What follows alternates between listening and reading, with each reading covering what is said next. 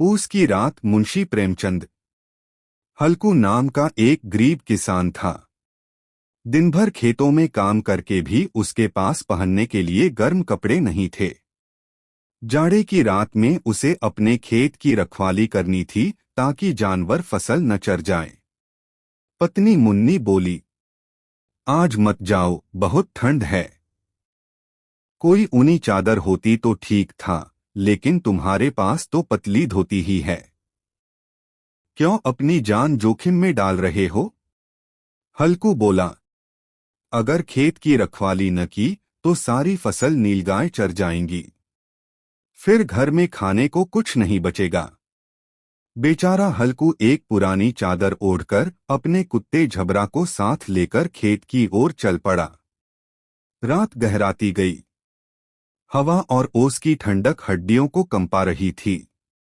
हल्कू ने खेत के किनारे आग जलाई और झबरा के साथ बैठ गया। लेकिन लकड़ियां जल्दी जल्दी जल गईं और ठंड फिर चुभने लगी। हल्कू ठिठुरते ठिठुरते बोला, झबरा, तू तो फर वाला है, तुझे ठंड नहीं लगती। मैं क्या करूं? झबरा भी मालिक के पास आकर सिमट गया। दोनों आग की गर्मी तलाशते रहे, लेकिन ठंड बढ़ती गई। हल्कू का शरीर सुन्न होने लगा। आखिरकार वह वहीं आग के पास लेट गया और सो गया। रात में नीलगायें खेत में आ घुसीं। उन्होंने खड़ी फसल चर ली। झबरा कभी कभी भौंकता, पर हल्कू इतनी गहरी नींद में था कि उठ ही न सका। सुबह जब सूरज निकला और हल्कू जागा तो खेत में कुछ भी नहीं बचा था। सारी मेहनत बर्बाद हो चुकी थी। कहानी का भावार्थ।